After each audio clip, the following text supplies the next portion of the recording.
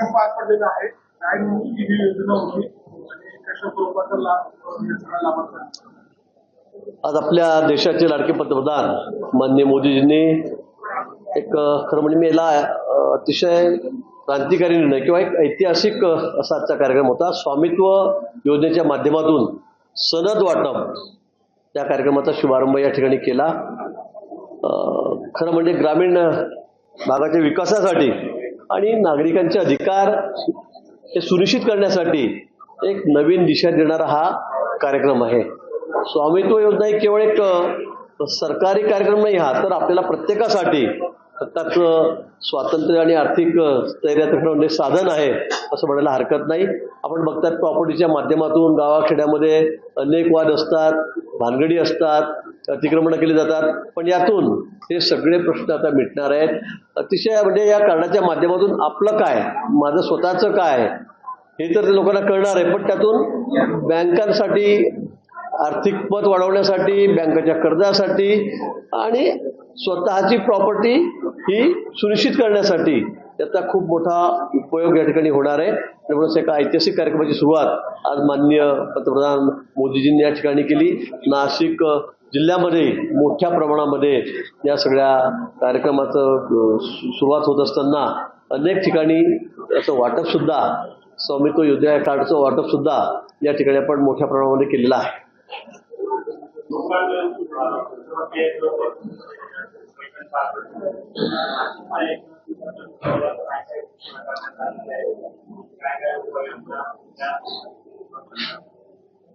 दोन 2027 मध्ये आता कुंभमेळा आपल्याकडे येतोय. 2-2.5 वर्ष याला राहिलेले आहेत आणि मोठी तयारी आपल्याला या संदर्भामध्ये करायची आणि म्हणून माननीय मुख्यमंत्री महोदयांच्या अध्यक्षतेखाली माननीय उपमुख्यमंत्री एकनाथजी शिंदे हे पण त्या ठिकाणी उपस्थित होते आणि सर्व खात्याचे सचिव, प्रधान सचिव हेही त्या ठिकाणी उपस्थित होते आणि सविस्तर चर्चा या विषयावर त्या ठिकाणी झाली. यावेळेचा कुंभ हा आपल्याला पुन्हा अतिशय स्वच्छ, सुंदर, सुरक्षित, आरोग्यदायी असा करायचा आहे. गेल्या वेळी आपण 10 वर्षापूर्वी आपल्याकडे कुंभ झाला, त्यावेळेला योगाभ्यास की मीच त्यावेळेला कुंभमेळा मंत्री होतो. आजही मी कुंभमेळा मंत्री आहे. मागच्या वेळी मी जलसंपदा मंत्री होतो, यावेळेला जलसंपदा मंत्री आहे. गेल्या वेळी सुद्धा मुख्यमंत्री देवेंद्रजी होते आणि यावेळेला सुद्धा मुख्यमंत्री तेच आहेत. मला वाटतं हा खूप मोठा योग म्हणावा लागेल की मला दुसऱ्यांदा कुंभमेळा मंत्री म्हणून त्या ठिकाणी घोषित केलं आहे आणि एक ते पुण्याचं काम मला करण्याची एक संधी सुद्धा या ठिकाणी मिळालेली आहे. आणि म्हणून गेल्या वेळी आपण बघितलं की अतिशय स्वच्छ, सुंदर आणि सुरक्षित असा आपण कुंभ त्या ठिकाणी केलेला होता. एकही कॅज्युअलिटी मागच्या वेळेत त्या ठिकाणी झाली नाही. कुठे लोटालोटी, चेंगराचेंगरी झाली नाही, कुठे कोणाचा मृत्यू या ठिकाणी झाला नाही, कोणी मिसप्लेस हरवलेलं नाही. त्यामुळे अतिशय सुंदर असं नियोजन मागच्या वेळी आपण सगळ्या अधिकाऱ्यांनी, कर्मचाऱ्यांनी, सगळ्याच खात्याचे, पोलीस पासून महसूल सगळ्यांनीच, महापालिका सगळ्यांनी केलेलं होतं. यावेळेला सुद्धा अतिशय सुंदर असं नियोजन आपल्याला करायचं आहे. त्यापूर्वीच्या कुंभामध्ये जवळपास 13-14 जण चेंगराचेंगरीमध्ये या ठिकाणी मृत्युमुखी पडलेले होते आणि आपण त्या सगळ्या गोष्टीचा विचार करून मागच्या वेळी अनेक निर्णय बदलले. काही मुख्य मार्ग होते, ते छोटे होते, अरुंद होते, त्याला स्लोप खूप होता, ते बदलले. याही वेळेला आता या तयारीला आपण सुरुवात केलेली आहे. त्यावेळेला खूप मोठ्या प्रमाणात गर्दी, गेल्या वेळेपेक्षा जास्त गर्दी कुंभमेळ्यामध्ये होईल आणि म्हणून त्र्यंबकेश्वर आहे, नाशिक आहे, इथे नियोजनाला आपण या ठिकाणी सुरुवात केलेली आहे. शासनातर्फे मुख्यमंत्री महोदयांनी सांगितलं आहे की कुठलाही निधी या कुंभमेळ्यासाठी आमच्याकडून कमी पडणार नाही. आता आम्ही आमचे सगळे कामाचे प्रस्ताव, कुठे रस्ते घ्यायचे, कुठे पूल घ्यायचे आहेत, कुठे पार्किंगची व्यवस्था करायची आहे, कुठे जे सगळे STP आहे, खराब पाणी नदीमध्ये येत आहेत ते काही त्याचाही विचार आम्ही त्या ठिकाणी केलेला आहे. STP प्लॅन लावून सिवेज ट्रीटमेंट प्लॅन त्या ठिकाणी आणायचा आहे. अनेक गोष्टी आहेत आणि म्हणून याचा सर्वकष विचार करून आम्ही आता कामाला लागलेलो आहोत. आमच्या सगळ्या यंत्रणा, सरकारी यंत्रणा या ठिकाणी कामाला लागलेल्या आहेत आणि यावेळेचा कुंभ हा अतिशय सुंदर असा या ठिकाणी होईल. मुख्यमंत्री देवेंद्रजी होते, जलसंपदा होतं, मात्र पालकमंत्री गेल्यावरती ह्याला खूप पालकमंत्री असणार. त्यावेळेला पालकमंत्री मी होतो, कुंभमेळा मंत्री मी होतो. आता यावेळेला मी अजून काही सांगू शकत नाही, पण मला वाटतं देवाला जर मंजूर असेल तर ते होईल. आपल्या हातात काय, आता पक्ष जे ठरवेल ते. देवाला म्हणजे भगवंताला, देवा भाऊंना म्हटलं मी.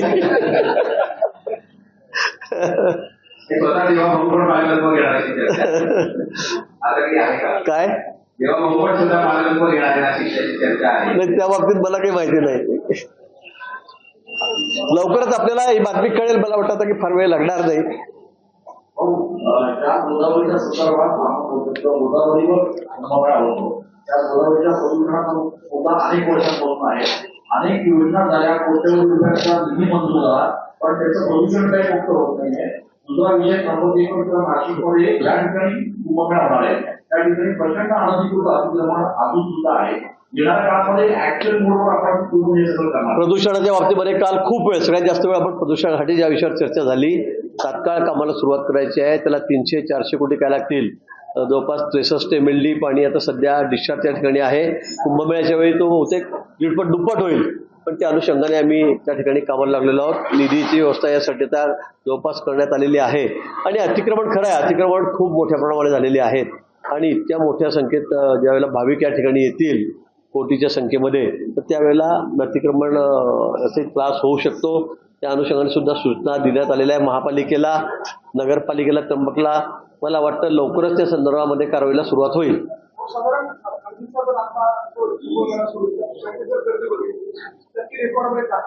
त्या प्रमाणात जर आपला नाशिकचा सर्व्हिसचा विचार केला या शहरात किती वर्ष आहे का, जर नसेल तर काय बैठकीमध्ये. मला वाटतं आज उत्तर प्रदेशमध्ये प्रयागराजमध्ये कुंभमेळा होतो, तिथे आणि आपल्यामध्ये फरक आहे. तेवढी गर्दी आपल्याकडे होत नाही, ही वस्तुस्थिती आहे.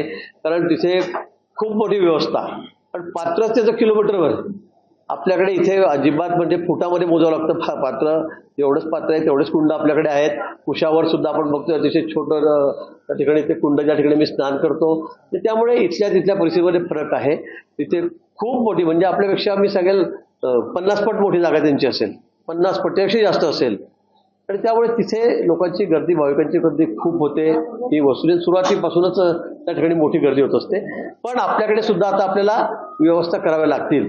जे जमीन आपण अधिकृत केलेली आहे त्यांचाही प्रश्न अतिशय महत्त्वाचा आहे. त्याच्यावरही चर्चा झाली. मुख्यमंत्र्यांनी त्या संदर्भामध्ये निर्देश दिलेले आहेत. कारण त्यांना लँड ॲक्विजिशन केल्यावर त्यांना त्याचे पैसे देणं आवश्यक आहे. अनेक वर्षापासून ते विचार लोक मागे फिरतायत. त्याच्या जमिनी त्या ठिकाणी रिझर्व केलेल्या आहेत. मला वाटतं त्यांचाही प्रश्न यावर्षी आता आम्ही सोडवणार आहोत. त्यांना जो मोबदला द्यायचा आहे तो सुद्धा कसा द्यायचा काय त्यांची चर्चा करून आम्ही तो तात्काळ त्या ठिकाणी संदर्भामध्ये सोडवणार आहोत. आणि अधिक जमीन लागली, अधिकृत करावी लागली, किंवा आता शासनाची तयारी आहे की आता ही जमीन जी आता आरक्षित केलेली आहे ती पैसे देऊन तात्काळ ताब्यामध्ये घ्यायची आम्हाला आहे. जास्त वेळ आता विषय प्रलंबित राहणार नाही. आणि म्हणून मला वाटतं पार्किंगची व्यवस्था असेल, लोकांची राहण्याची व्यवस्था असेल, ही अतिशय गर्दीचा अंदाज घेऊन आम्ही योग्य पद्धतीने, चांगल्या पद्धतीने आम्ही या ठिकाणी करू.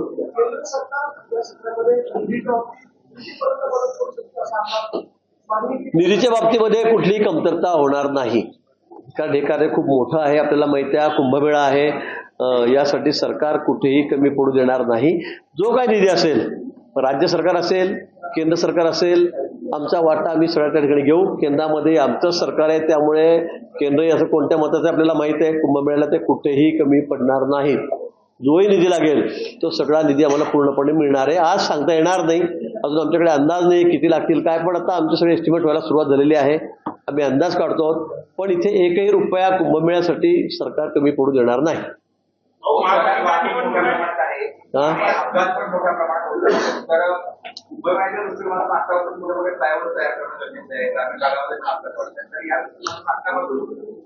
निश्चित गेल्या वेळी आपण बघितलं त्र्यंबकचे रस्ते छोटे होते, आता ते आपण 4 पट्टे केलेले आहेत.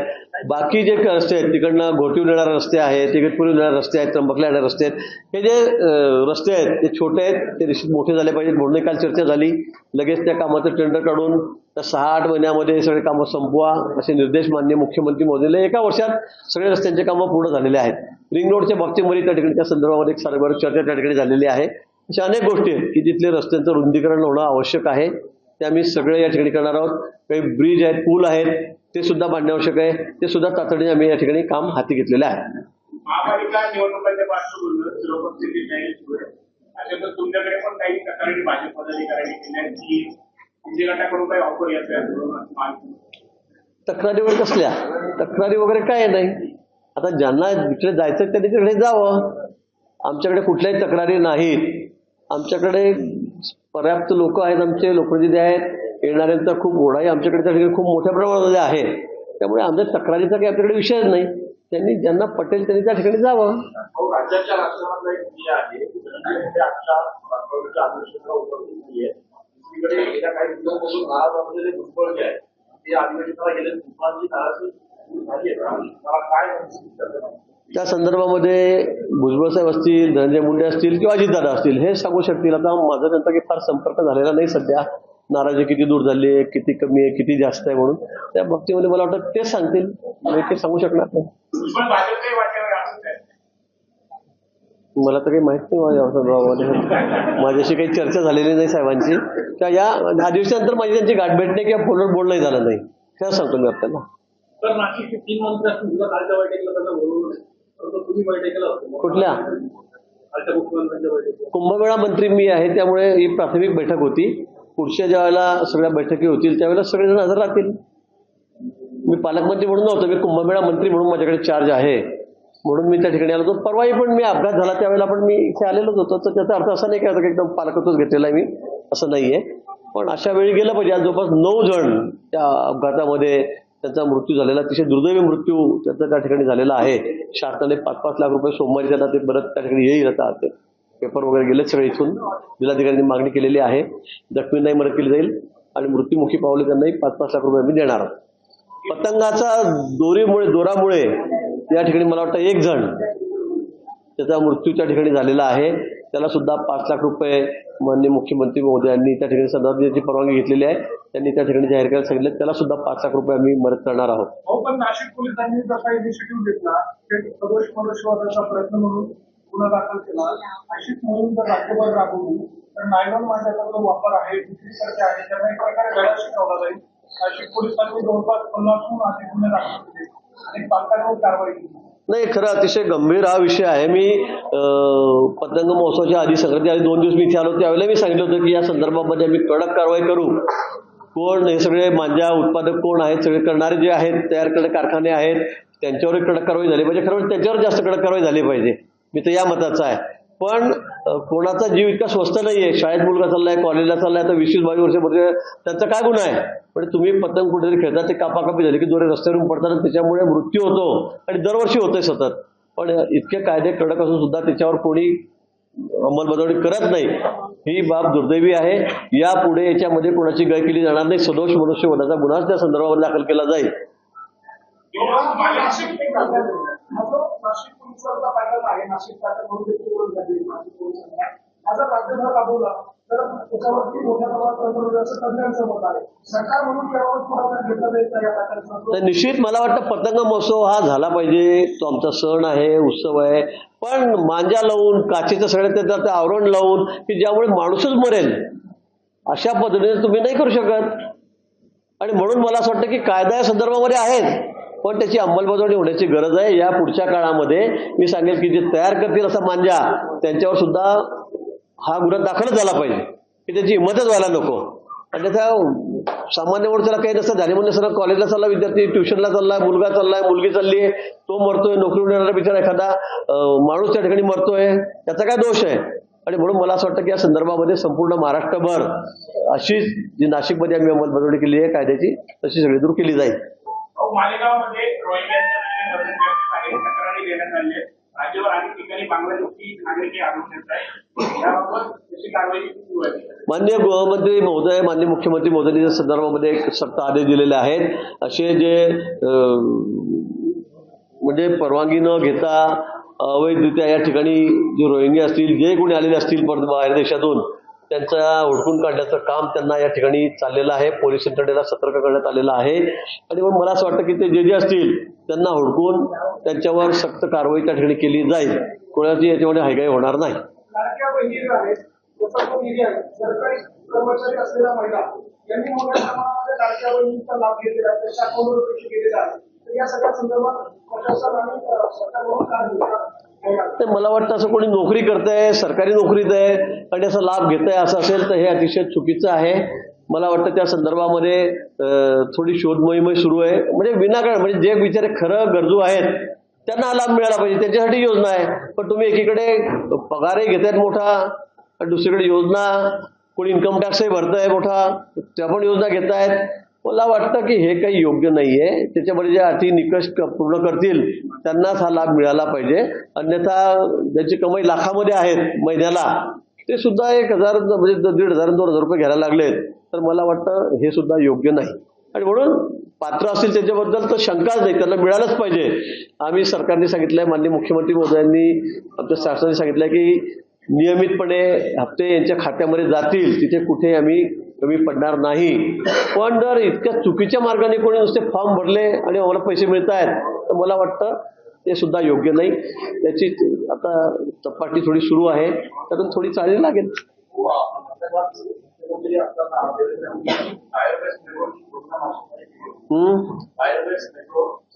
हो हो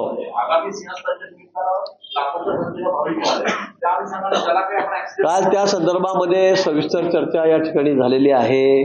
काही आता आपल्या इलेक्ट्रिकवर चालणाऱ्या गाड्या असतात छोट्या, त्या सुद्धा आणण्याच्या संदर्भामध्ये कुंभमेळ्याच्या काळामध्ये विशेष करून जे वयोवृद्ध लोक असतात, मग त्यांना पार्किंग इकडे आणायचं असेल काय का, त्याच्यासाठी वेगळा ट्रॅक करायचा का, त्यांच्यासाठी ती व्यवस्था करायची, यावरही चर्चा मोठी प्रमाणात त्या ठिकाणी झालेली आहे. आपण जे म्हणतात ते बरोबर, कारण अनेक ठिकाणी आता असं व्हायला लागलेलं की पार्किंग आपलं लांब राहील, कारण एका जवळ इतकं आणता येणार नाही आणि तिथून मग इथे आणायची काय व्यवस्था आहे ती करायची आहे. आपण ज्या टायर बेसच्या बाबतीमध्ये बोललेला आहात त्या बाबतीमध्ये खूप वेळ चर्चा मी काल त्या ठिकाणी केली. मला वाटतं तोही विषय लवकरच त्या ठिकाणी मार्गी लागेल, कुंभमेळ्यापर्यंत लागेल अशी मला त्या ठिकाणी अपेक्षा आहे. पण ट्रान्सपोर्टेशनच्या बाबतीमध्ये अतिशय चांगला बंदोबस्त, चांगली व्यवस्था आम्ही यावेळी या ठिकाणी करणार आहोत. एबीपी माझा, उघडा डोळे बघा नीट.